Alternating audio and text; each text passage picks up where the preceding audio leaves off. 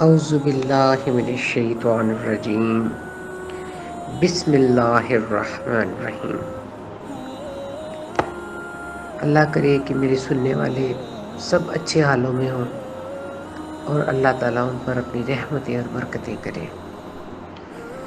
یہ مہینہ جو ذی الحج گزر رہا ہے، یہ احترام کا مہینہ ایک دوسرے احترام کے مہینے میں داخل ہو رہا ہے، یعنی محرم الاحرام۔ محرم الاحرام سال کا پہلا مہینہ ہے۔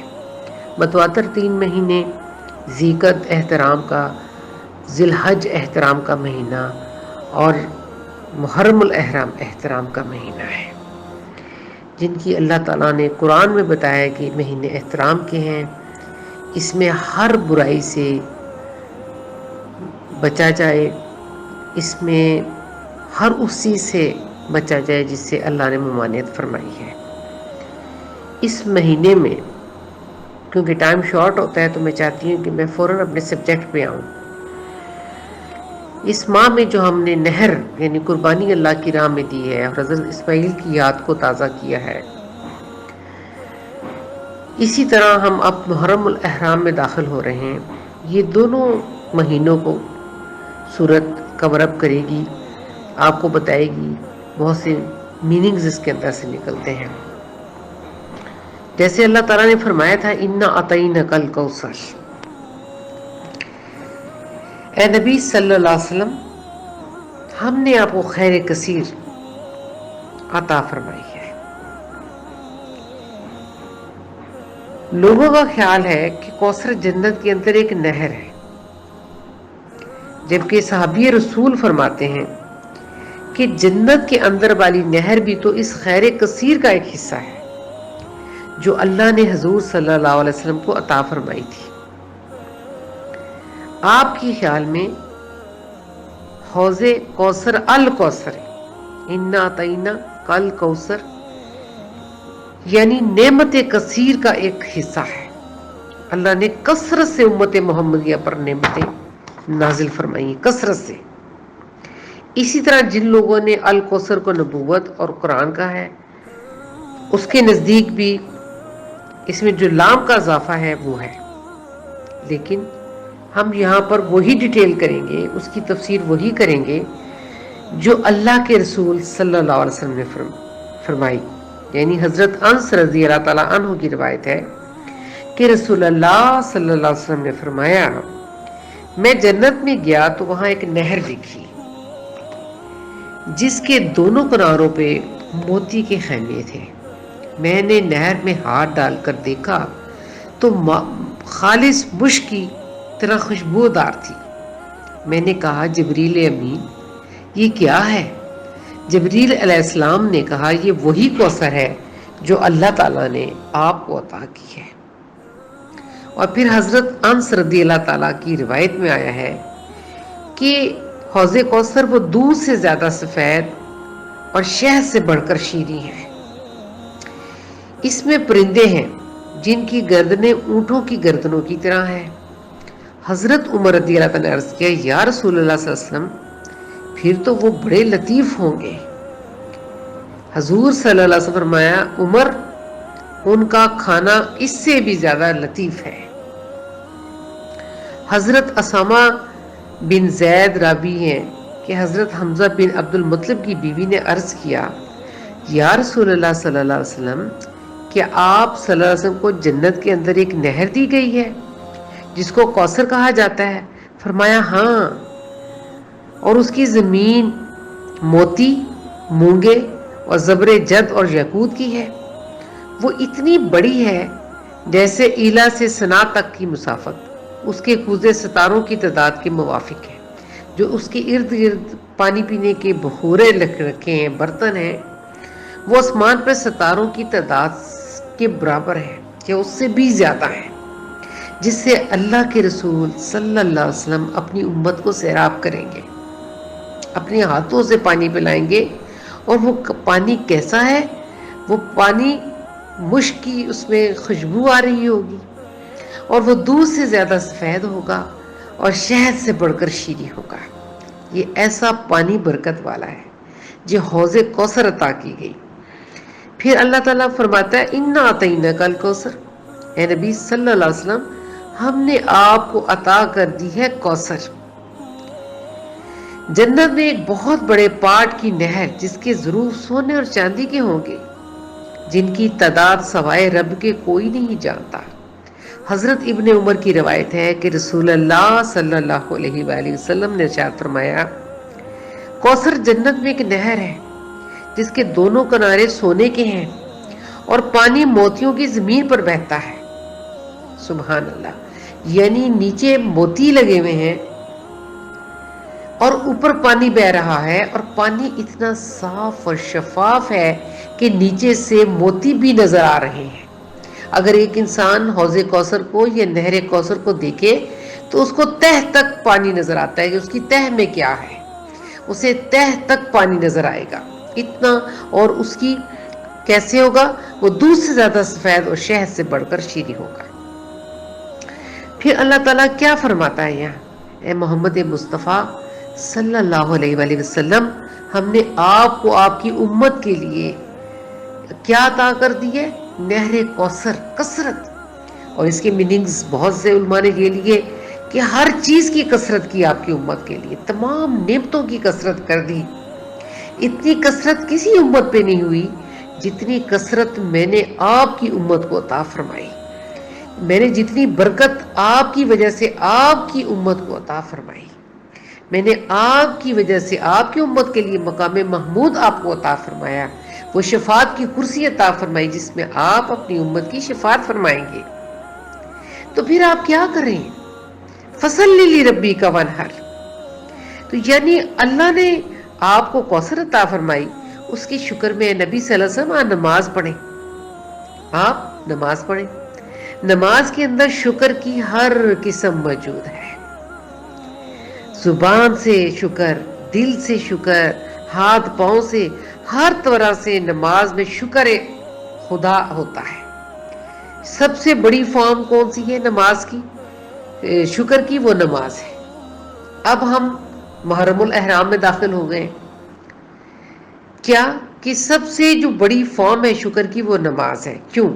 ہم جب اپنے ہاتھوں کو، زبان کو، پاؤں کو، ہر طرح سے ہم شکر ادا کر رہے ہوتے ہیں، جب ہم سجدے کی حالت میں ہوتے ہیں، جب ہم قیام کی حالت میں ہوتے ہیں، جب ہم رکوع کی حالت میں ہوتے ہیں، جب ہم اللہ کے آگے سجدے کر رہے ہوتے ہیں، تو ہمارے جسم کا ہر اعضاء جو ہے وہ شکر ادا کرتا ہے۔ تو اللہ نے کیا کہا، فصلی لربک، تو پھر اے نبی پڑھ میرے شکر میں نمازیں، اے نبی پڑھ اپنی میرے شکر میں نمازیں، اور اپنی امت کو حکم دے کہ وہ بھی نمازیں پڑھیں۔ یعنی اللہ نے تم کو کوثر عطا فرمائی، کثرت، ہر چیز کی نعمت کی بھی کثرت کر دی، اور ایک بہت بڑا تحفہ تمہارے لیے آخرت میں رکھا ہے حوض کوثر کا، تو اس کی شکر میں نمازیں پڑھو۔ نماز کے اندر شکر کی ہر قسم موجود ہے۔ اور پھر اور کیا کرو، ونہر، تو ونہر کا مطلب عرب میں اونٹوں کی قربانی ہوتی تھی۔ عرب میں اونٹ ہی سب سے اعلیٰ مال شمار کیا جاتا ہے، اور قربانی کے بعد گوشت پوشت وغیرہ غریبوں اور یتیموں کو دے دیا جاتا ہے۔ ان لوگوں کی طرح نہ کرو جو یتیموں اور مسکینوں کو دھکے دیتے ہیں۔ کیا تو نے اس شخص کو نہیں دیکھا جو یتیموں کو دھکے دیتا ہے؟ اے نبی کیا تو نے نہیں دیکھا، ارائیت الذی یکذب بالدین فذلک الذی یدعو الیتیم ولا یحض علی طعام المسکین فویل للمصلین۔ اے نبی کیا تو نے ان کو نہیں دیکھا جو آخرت پہ یقین نہیں رکھتے، جو یتیموں کو دھکے دیتے ہیں، جو نہ خود کھانا کھلاتے ہیں نہ کھانا کھلانے کی ترغیب دیتے ہیں؟ اے نبی کیا تو نے نہیں دیکھا؟ تو بالکل سورۃ ماؤن اس کے مد مقابل آ گئی سورۃ کوثر کے، کہ ان لوگوں کی طرح نہ کرو جو یتیموں اور مسکینوں کو دھکے دیتے ہیں اور ماؤن میں کو روک رکھتے ہیں۔ اس لیے اللہ تعالیٰ نے کہا نبی دو کام کرو، ایک نماز پڑھو اور دوسری قربانی دو، فصلی لربک وانحر۔ اور پھر ذی الحج کی جو میں بات کر رہی ہوں، نہر کے دن عید کی نماز پڑھو اور اپنی قربانی کو ذبح کرو۔ اس تفسیر میں عید الاضحیٰ کی نماز اور قربانی بھی واجب ہو گئی کہ مزدلفہ میں فرض نماز پڑھو اور مینا میں قربانی کرو۔ ایک روایت میں حضرت ابن عباس نے فرمایا نماز پڑھو اور ہنسلی کی ہڈی کے نیچے کے پاس سے نماز کے اندر بائیں ہاتھ دائیں ہاتھ پہ رکھو، نماز میں سینے پر ہاتھ باندھو اور بائیں ہاتھ پر دائیں ہاتھ رکھو۔ ان شأنیہ کا هو الابتر، یعنی تمہارا دشمن ہی ابتر ہے، اس کے پیچھے کوئی نہیں رہے گا۔ جو تمہیں کہہ رہے ہیں نا کہ نعوذ باللہ آپ ابتر ہیں، وہی بے نام و نشان رہ جائے گا، وہی بے نام و نشان رہ جائے گا۔ اے نبی تمہارا ذکر اللہ کے ذکر کے ساتھ ہمیشہ رہے گا، اور قیامت تک تمہاری اچھی شہرت اور بزرگی کے نشانات باقی رہیں گے، اور آخرت تمہارے لیے دنیا سے بہتر ہوگی، اور تمہاری امت کے مومنوں کا ذکر ملائکہ اور مومنوں کی زبانوں پر رہے گا۔ اے نبی صلی اللہ علیہ وسلم آپ کا ذکر قیامت تک رہے گا۔ دیکھیں اب ہم ذکر حسین کر رہے ہیں، ہم قافلہ حسینی ہیں کہ محرم الاحرام آنے والا ہے، ایک رحمت کے بعد دوسری رحمت آنے والی ہے۔ اگر آپ اس کو سمجھیں تو یوں سمجھ لیں کہ یہ 3 مہینے متواتر آ رہے ہیں، ذی القعدہ، ذی الحج اور محرم الاحرام۔ آپ تصور کر لیں کہ ذی القعدہ رمضان کا پہلا عشرہ ہے اور ذی الحج رمضان کا دوسرا عشرہ ہے، اور محرم الحرام رمضان کا تیسرا عشرہ ہے۔ جس طرح پہلے، دوسرے اور تیسرے عشرے کی رمضان المبارک میں اہمیت ہے، اسی طرح محرم الاحرام ان 2 مہینوں کے بعد اس کی اتنی ہی اہمیت ہے جیسے رمضان کے آخری عشرے میں، کیونکہ اس کے بعد پھر کافی ٹائم ہمیں ویٹ کرنا پڑے گا، اور پھر رجب کے مہینے سے ہم لوگ ملیں گے، جسے 4 مہینے ہیں، جس میں رجب علیحدہ آتا ہے اور یہ 3 مہینے متواتر آتے ہیں۔ اس مہینے میں اللہ فرماتا ہے، رسول اللہ صلی اللہ علیہ وسلم سے پوچھا گیا، یا رسول اللہ صلی اللہ علیہ وسلم احترام کے مہینے کیوں اللہ نے مینشن کیے؟ مہینے تو سب اللہ کے ہیں، یہ کیوں کہا، یہ ایسے کیوں بات کی ہے اللہ تعالیٰ نے؟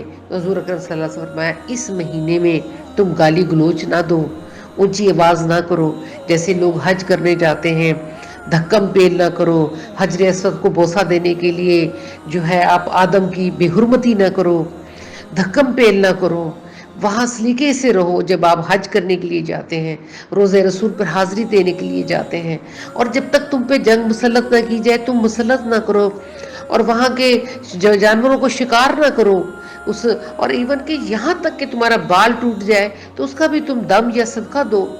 ان محترم مہینوں میں اللہ تعالیٰ کہہ رہے تمہاری اونچی آواز نہیں مجھے آنی چاہیے، گالی گلوچ نہیں دینی چاہیے، احترام کرو انسانیت کا۔ تو ہم یہ بھول چکے ہیں کہ ان 4 مہینوں کو قرآن نے مینشن کیا، ہم نہیں مینشن کر رہے، قرآن نے مینشن کیا کہ یہ احترام کے مہینے ہیں، یہ محترم مہینے ہیں، ان کا باقی مہینوں سے زیادہ احترام کرنا ہے۔ تو یہ جو خاص مہینہ ہمارا محرم الاحرام اب داخل، جیسے اس میں ہم داخل ہو رہے ہیں الحمدللہ 3 مہینوں سے رحمت پہ رحمت اور رحمت پہ رحمت پہ عظیم اضافہ ہو رہا ہے۔ تو انا اعطیناک الکوثر اس کی تفسیر بتا رہی ہے کہ محمد مصطفیٰ احمد مجتبیٰ صلی اللہ علیہ وآلہ وسلم، ہم نے آپ کو آپ کی امت کے لیے مقام محمود عطا فرما دیا۔ آپ پر جو ہے نفل نماز تہجد کی نافلہ نماز فرض کر دی گئی ہے کہ ان قریب آپ کا رب آپ کو مقام محمود پہ لے جائے گا، اور یہی آپ کی امت کو بھی دیا جا رہا ہے کہ وہ بھی رات جاگا کریں، اللہ کے حضور اپنے گناہوں کی معافی مانگیں، اور اللہ پکار پکار کے ان مہینوں میں کہتا ہے اپنے بندے کو، اپنے گھر میں بھی ان مہینوں میں بلاتا ہے، اور پکار پکار کر، اور اتنے بندوں کو عرفہ والے دن معاف کرتا ہے کہ شیطان اپنا سر جا کے پہاڑوں میں ٹکراتا ہے۔ اللہ تعالیٰ نے امت کو معاف کرنے کا ٹھیکہ لیے رکھا ہے، کیونکہ اللہ نے فرمایا الم نشرح لک صدرک ووضعنا عنک وزرک الذی انقض ظہرک ورفعنا لک ذکرک۔ اے نبی جو بوجھ آپ کی کمر توڑ رہا تھا وہ ہم نے آپ کی پیٹھ پہ سے اتار لیا ہے، اور آپ کا نام ہمیشہ میرے نام کے ساتھ آئے گا، آپ کا ذکر آپ کے لیے بلند کر دیا ہے۔ جہاں میرا ذکر ہوگا وہاں آپ کا ذکر ہوگا، اور قیامت تک آپ کا ذکر ہوتا رہے گا۔ اور قیامت کے بعد بھی آپ کا ذکر ہوگا. قیامت تک لوگ قرآن سناتے رہیں گے, حافظ قرآن بنتے رہیں گے, اور قیامت کے بعد بھی یہ قرآن پاک جنت میں سنایا جائے گا. اور اللہ تعالیٰ حافظ قرآن کو کہے گا کہ تو قرآن کی تلاوت کرتا جا اور جنت کی ممبر کی سیڑھیاں چڑھتا چلا جا. جہاں تیرے قرآن کی تلاوت ختم ہوگی وہیں تیری حد ہے, وہی تیری انتہا ہے. تو یہ جو خاص مہینہ آ رہا ہے, میں اپنی بہنوں سے کہنا چاہتی ہوں کہ اس خاص مہینوں میں عبادت کا اکرام کریں, اپنے دسترخوانوں کو وسیع کریں, اور جو آپ کسی لوگوں کی حاجت روائی کریں. ان میں مہینوں میں حاجت روائی کا بہت ثواب ہے. عبادات اپنی جگہ ہے, لیکن حاجت روائی کریں, کسی کی مشکل کو حل کر دیں. اللہ تعالیٰ نے کہا کسی نے میرے ایک بندے کی مشکل حل کی تو میں اس بندے کی تمام مشکلات کو حل کر دوں گا. تم حاجت روائی کریں, اکرام کریں, محبت کریں. اگر باقی مہینوں میں یہ کچھ نہیں ہوتا تو اس مہینے میں فرض سمجھ کے اس کی ریہرسل کریں کہ اللہ تعالیٰ نے کہا ہے کہ یہ احترام کے مہینے, اس میں اونچا نہیں بولنا, یہ احترام کے مہینے ہیں, اس میں ہم نے کوئی گالی گلوچ نہیں کرنی, مہذب بن کے رہنا ہے. تو اللہ ہمیں چاہتا ہے ہم مہذب بن کے رہیں. تو میں اپنی بہنوں سے یہ درخواست کرنا چاہتی ہوں کہ درود ابراہیمی کی کثرت کریں. کالنی اسپیشلی 10 دنوں میں اسی جمعے سے شروع کر دیں, جو ابھی ذی الحجہ کا آخری جمعہ آ رہا ہے, اسی میں آپ لوگ شروع کر دیں, اور کثرت سے درود ابراہیمی کی کثرت کریں. اور آپ اس میں سورۃ فاتحہ پڑھ کے ایصال ثواب کریں اہل بیت اطہار کو. اور انشاءاللہ تعالیٰ آپ دیکھیں گے کہ جب آپ اہل بیت اطہار پر درود شریف پڑھیں گے اور حضور اکرم صلی اللہ علیہ وسلم کی آل اولاد پر, اور خیال رہے کہ درود ابراہیمی میں سلام نہیں ہے, اس سے پہلے سلام ہے التحیات, جس میں ہم کہتے ہیں السلام علیکہ ایھا النبی ورحمۃ اللہ وبرکاتہ. تو میری بہنیں اس درود سے کے ساتھ ساتھ درود ابراہیمی کے ساتھ جو ہے سلام کا بھی اہتمام کریں. چاہے آپ التحیات والا سلام پڑھ لیں, السلام علیکہ ایھا النبی ورحمۃ اللہ وبرکاتہ, اور بہت سے سلام اور بھی ہیں جو آپ پڑھ سکتے ہیں. حضور اکرم صلی اللہ علیہ وسلم پر اسلام کا علیحدہ اہتمام کریں, کیونکہ قرآن کی آیت ہمیں کہتی ہے کہ وہ بندے جو خوب آپ پر درود اور سلام پڑھتے ہیں, اللہ فرماتا ہے کہ میں اور میرے فرشتے جو ہے وہ رسول اللہ پر خوب درود و سلام پڑھتے ہیں. صلو علیہ وسلم تسلیما, صلو علیہ وسلم تسلیما, کہ وہ تسلیمات بھی بھیجتے ہیں اور درود بھی بھیجتے ہیں. جب ہم درود بھیجتے ہیں تو ہمیں ہمارا اللہ درجات بلند فرماتا ہے, ہمارے اعمال میں سے برائیوں کو ختم کرتا ہے اور نیکیاں لکھتا ہے. لیکن جب ہم سلام بھیجتے ہیں تو بارگاہ مصطفیٰ سے آپ کو سلام کا جواب آتا ہے. یہ فرق ہے. جب آپ رسول اللہ صلی اللہ علیہ وسلم پر سلام بھیجیں گے کہ یہ قرآن قاعدہ ہمیں دے رہا ہے سورۃ النساء میں کہ جب تمہیں کوئی سلام کرے تو اس سے بہتر انداز میں سلام کا جواب کر دو. کہ کوئی السلام علیکم کہے تو رحمت ساتھ بنا دو, کوئی رحمت کہہ دے تو برکت ساتھ ایڈ کر دو. تو جب ہم رسول اللہ صلی اللہ علیہ وسلم کو سلام عرض کریں گے, سلام بھیجیں گے, تو جو ان کی بارگاہ سے آپ کو سلام ہوگا وہ آپ اور آپ کے بچوں کی دعا ہوگی. آپ کے لیے اللہ حق شناسی آپ کو حق شناس بنا دے گا, آپ کو اللہ راہیں آپ کی آسان کر دے گا, اللہ تعالیٰ آپ کو نیکیوں کی طرف لے جائے گا. تو لہٰذا درود اور سلام دونوں کا اہتمام کیا جائے, کثرت سے کیا جائے. پہلے 10 دنوں کے روزوں کا بھی اہتمام کیا جائے, دسترخوانوں کو وسیع کیا جائے, اللہ کی رحمت کو اپنے اوپر پکار کے ڈالا جائے اور اللہ سے معافیاں مانگی جائے. اور میں اس کو یہی ختم کرتی ہوں. امید ہے کہ جو بات میں آپ کو بتانا چاہتی تھی بہت سی بہنوں کو سمجھ آ گئی ہوگی. وآخر دعوانا والحمد للہ رب العالمین. اللہم اجعل صلواتک و برکاتک علی محمد النبی و ازواجہ امہات المؤمنین و ذریاتہ و اہل بیتہ کما صلیت علی ابراہیم انک حمید مجید. ربی اشرح لی صدری و یسر لی امری واحلل عقدۃ من لسانی یفقہوا قولی. ربی یسر ولا تعسر, اے اللہ آسانیاں کرنا مشکل نہ کرنا. وتمم بالخیر, اور ہمارے اس زندگی کے سفر کو خیر سے تمام کرنا. وبک نستعین, ہم تجھ سے مدد مانگتے ہیں. ربی یسر ولا تعسر وتمم بالخیر وبک نستعین. جو آزمائشیں مسلمانوں پہ آ رہی ہیں اللہ تعالیٰ ان تمام آزمائشوں کو ختم کر دے. اور جو گھر گھر میں آزمائشیں اس ٹائم پھیلی ہوئی ہیں بچیوں کے رشتوں کی اور بیٹوں کی نافرمانیوں کی, اللہ تعالیٰ تو قریب ہو کے سن لے, ہم سب کو اپنا فرما بردار بنا دے اور ہماری بیٹیوں کو راہ راست دکھا دے. اللہ تعالیٰ ان سب کو ہمارا صدقہ جاریہ بنا دے. ربنا تقبل منا انک انت السمیع العلیم وتب علینا انک انت التواب الرحیم. سبحان ربک رب العزۃ عما یصفون والسلام علی المرسلین والحمد للہ رب العالمین.